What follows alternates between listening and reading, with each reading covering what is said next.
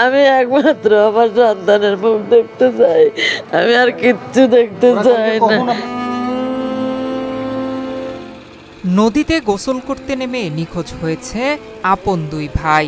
24 ঘন্টা কেটে গেলেও এখনো খোঁজ মেলেনি তাদের।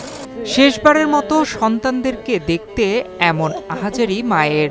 প্রিয় সন্তানদের চেহারাটা দেখতে অন্তত লাশ খুঁজে পেতে চান মা সেলিনা হোসেন। আমি শুধু আমার সন্তানের লাশটা খুঁজে পেতে চাই, আমি একটু চেহারা দেখবো, আমি আর কিছু চাই, আমি আর কিছু চাই না। করোনা বা যে কোনো ভাইরাসের এগেইনস্টে ফাইট মানি ব্যাকট্রলের লেফট রাইট। লালমনিরহাট সদর উপজেলার মোগলহাট ইউনিয়নের 0 পয়েন্ট এলাকায় ধরলা নদীতে গোসল করতে নেমে নিখোঁজ হয়েছে আপন দুই ভাই। নবম শ্রেণীর ছাত্র সাব্বির হোসেন ও অষ্টম শ্রেণীর ছাত্র শাওন হোসেন। তারা স্থানীয় মোগলহাট উচ্চ বিদ্যালয়ের শিক্ষার্থী এবং মোগলহাট টেম্পো স্ট্যান্ড এলাকার হেলাল হোসেন ও সেলিনা দম্পতির সন্তান। আমি অনেক কষ্ট সহ্য করছি, অনেক কষ্ট, যা বলার ভাষা নাই। আর এত বড় করে ওই সন্তানে হারাইলে সেই মায়ের আর কি থাকে? আমি তো শেষ হয়ে গেছি, আমার আর কিচ্ছু নাই। আমার যে সন্তান আমার আদরের ছিল, আমার দুইটা সন্তানই নাই। রোববার দুপুরে বন্ধু মেহেদীকে সঙ্গে নিয়ে ধরলা নদীতে গোসল করতে নামে দুই ভাই।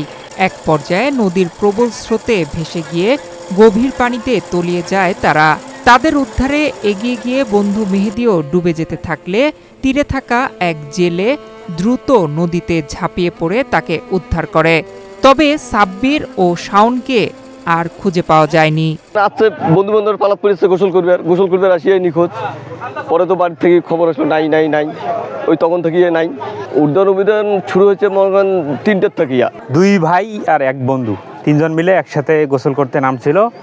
এই দুই ভাই একসাথে ডুবে গিয়েছে, ওই বন্ধুও ডুবে গিয়েছে, কিন্তু একজন জেলে, একজন ওই বন্ধুকে উদ্ধার করছে, কিন্তু ভাই 2 জনকে উদ্ধার করতে পারেনি। খবর পেয়ে প্রথমে স্থানীয় বাসিন্দা ও মোগলহাট ক্যাম্পের বিজিবি সদস্যরা উদ্ধার অভিযান শুরু করেন। পরে লালমনিরহাট ফায়ার সার্ভিসের সদস্যরা যোগ দেন। সন্ধ্যার দিকে রংপুর থেকে ডুবুরির দল এসে অভিযান চালালেও রাত হয়ে যাওয়ায় তা স্থগিত করা হয়। সোমবার সকাল থেকে দ্বিতীয় দিনের মতো আবারও উদ্ধার অভিযান শুরু হয়। সোমবার বিকেল 3:30 পর্যন্ত স্থানীয় ডুবুরি ও ফায়ার সার্ভিস ডুবুরি দল নদীর বিভিন্ন স্থানে তল্লাশি চালিয়েও দুই ভাইয়ের কোনো সন্ধান মেলেনি। ওই ছেলেজন ডুবছে আর বাসে নাই। ফায়ার সার্ভিস ভাইরা আসছিল, এখানকার স্থানীয় যে ভাই এসে ডুবুরি ভাইরা আসলো, সবাই আপ্যায়ন চেষ্টা করছে, কিন্তু সন্ধান পাওয়া যায়নি। এখানে মনে করেন প্রতি বছরে 2-1 জন করে মারা যায় সরকার, আর মানে প্রতি বছরে পানি ডুবিয়ে 2 জন করে মারা যায়। আর দ্বিতীয়ত হলে এখানে মনে করেন যদি আমাদের ভালো একটা টিম জাতি থাকতো বা সরকার যদি উদ্যোগ নিত, তাহলে আমরা এখানে আর মানুষ ডুবার থেকে আমরা রেহাই পাইতাম।